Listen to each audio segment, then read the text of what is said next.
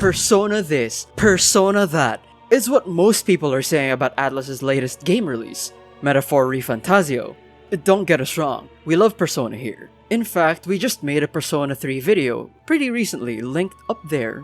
But to us, and I'm sure other people out there as well, ReFantazio isn't just another Persona game. What lies in ReFantazio's DNA is more than just Persona. It's a crystallization of the rich history of SMT, with the irony of it not necessarily being an SMT game, but packaged in a shiny new box. But boy, what a beautiful box it is. So stick around with us as we unbox this lovely package in our Metaphor ReFantazio review. Now, unlike most SMTs, this time around we're treated to a fantasy setting. Welcome to the United Kingdom of Uchronia. It's a kingdom comprised of many races, rife with discrimination and a great gap between the rich and the poor. We find the kingdom in peril as its king has been assassinated with no successor to the throne. At least that's what the people think. The prince, who is thought to have passed away long ago, is still alive, albeit in a coma-like state due to a curse put on him years ago. That's where our protagonist comes in. Our protagonist is on a top-secret mission to stop Louis, a man scheming to usurp the throne, by assassinating the king and cursing the prince. With the king gone, a competition for the throne has begun. The protagonist and his party enter the competition to win for the prince, as well as get closer to Louis to find a way to break the curse. As the prince's childhood friend, will do anything it takes to see the prince's curse lifted and to see to it that the prince fulfills his dream of creating a world of equal opportunity for all, regardless of race or nobility. Again, the setting is quite new for the SMT franchise. We were close to getting a fantasy setting with SMT 4, but the game was quick to show that the setting we got in the intro of the game isn't exactly the whole story. We welcome them trying something new, and we feel that they executed it marvelously. Très bien, as the Queen of Executions would say. The world building is awe-inspiring and in-depth, so much so that the memorandum found in the game can probably be sold as a whole physical encyclopedia if they wanted to. Remember us when you decide to do that, Atlus. Wink wink. Slowly, you learn more and more about the world as the story unfolds, and it's done in a way that makes you more and more curious about what secrets this world has in store for you. The tribes and their relations to each other are well thought out. You can get a feel for the hierarchy of the tribes not just through main story exposition and dialogue, but also through NPC chatter and visual storytelling throughout the various towns and cities you visit. The game makes it a point to show how dire the gap between the rich and poor is, and how pervasive discrimination runs. And to put the cherry on top, the developers also made it a point to put us in the shoes of who's considered to be the lowest of low, filthiest trash of society, an Elden. In our recent video on Persona 3, we talked about how experience by proxy played a big part in how Hashino wanted P3's themes to come across. We can't help but think that maybe Hashino also wanted to tell us something about being perceived as a low-class citizen of society by putting us in the shoes of our Elden protagonist. Experiencing all this puts some weight into the ideals that your party embodies and serves as a basis for your motivations both as a player and as a character.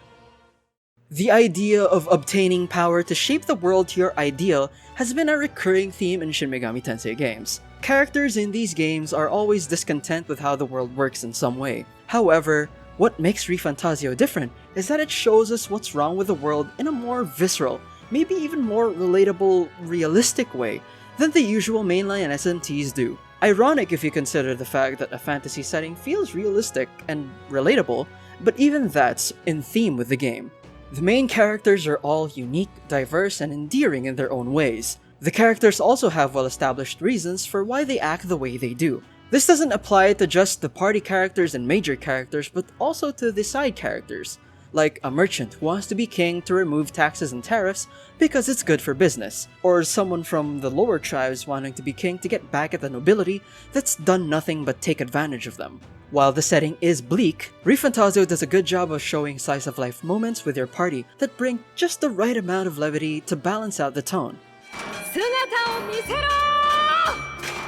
But no, you can't romance your followers this time around. Okay, Persona peeps, put your pitchforks and maras down, okay? The developers said that they didn't include it because it didn't fit the themes of the game, and I totally understand. In Persona, you're a high school boy and dating is just what high schoolers do, so it makes sense. Our ReFantazio protagonist, while not really far off from high school age, definitely has bigger plans and worries to address. One complaint I do have about the party arrangement is that even at 40 hours in, you still don't have a complete party. A lot of people complained about not having enough time to get to know Haru in Persona 5. I feel like there needs to be a way for them to either introduce the characters earlier without them having to join the party, or a way for them to have a full party earlier without compromising the pace of character development. I will say though, it's a breath of fresh air not having a loud, hot-headed comedy relief character as your first party member. Thank you, not you, Narukami. For anyone who's ever played SMT or Persona before, the gameplay will feel fairly familiar. For the battle sequences, we have the renowned SMT press turn system. It's an engaging turn-based system that further rewards players for exploiting weaknesses, critical hits, and evasion. Put simply, if you hit a weakness, +1 turn for you. Successfully evade or defend from an attack, -1 turn for the enemy. This system can also be turned against you, as enemies work on the same principle.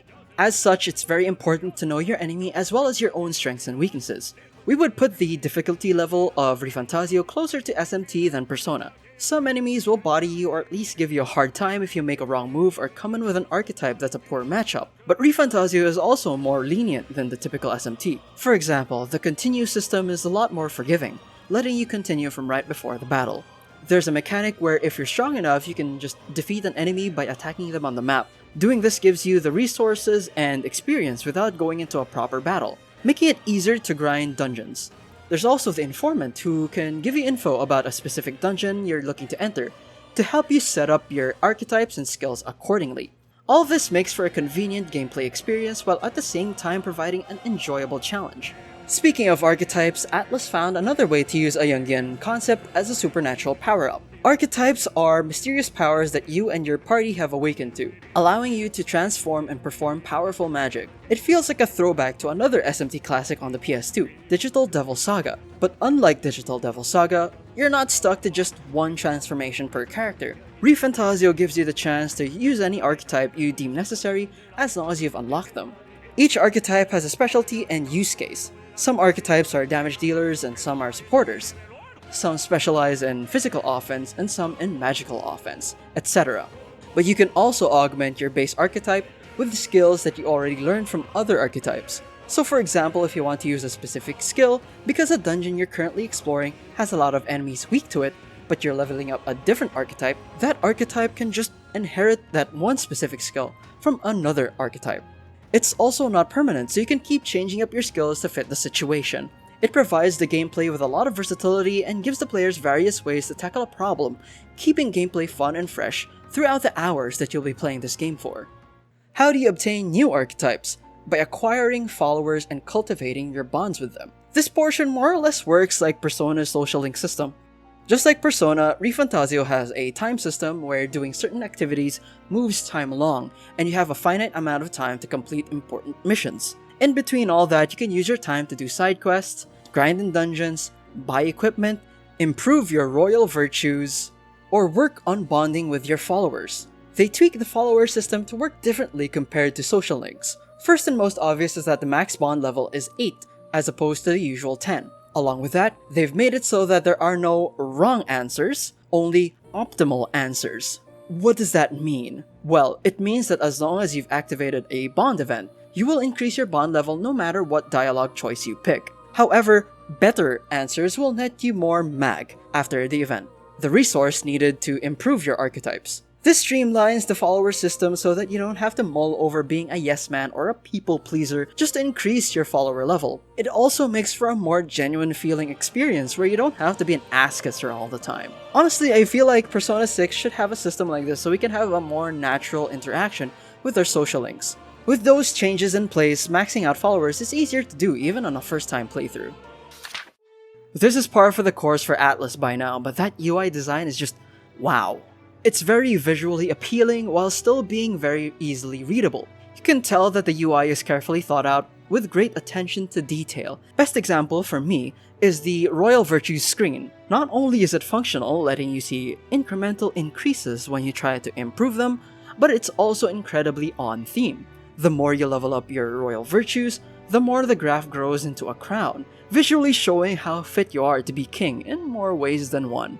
Although the equipment UI could do a better job of showing which item is equipped by who at a glance, I think there's enough room on the right of the item to put an equipped by and a small portrait of who's equipping it just to make it easier to understand. Because of the fantasy setting, we're also treated to art director Soejima Shigenori flexing his creativity more than we would usually see with the design of the different tribes. There are about 9 tribes, excluding half-bloods, and they all have unique qualities both physically and otherwise that differentiate them from each other. And even within the tribes, characters can look fairly different. Like, look at the difference between Fabian and Katharina, who both belong to the Parapus tribe. The art is amazing. What we especially liked is that you find these unique landmarks that your party will come across during your travels, and they will stop to take in the view. Understandably, they want to stop by each of these landmarks because the view is stunning and each tells a story about the world of ReFantazio, adding to the world building. However, the engine that they made the game on definitely has limitations. There are quite a few frame drops and low poly shadows and backgrounds here and there, not a big deal, but it's still there and they could have definitely done better. Also, the view from the runner isn't exactly inspiring, nor are a few of the other outside environments. Quote-unquote anime-style JRPGs don't have to be stuck in this graphically inferior tier. Tales of Arise, for example, had jaw-dropping environments that you could just appreciate as you're walking around the map. The music is equally amazing, as expected of Shoji Meguro. Yes, Shoji Meguro. He's the one composing this. It's quite a different feel compared to his usual works, as we know him mostly from his jazzy tunes in Kuzunoha Raido and P5, hip-hop and pop sound of P3 and P4, and mixture of rock and electronic in Digital Devil Saga. But this time, he takes a more orchestral approach to composing, harkening back to his days working on Strange Journey. I could honestly listen to the battle themes all day. In fact, I'm listening to it while writing and recording this. There's something about the chanting paired with the choir that awakens that heroic spirit in you, very much in theme with ReFantazio and its archetypes.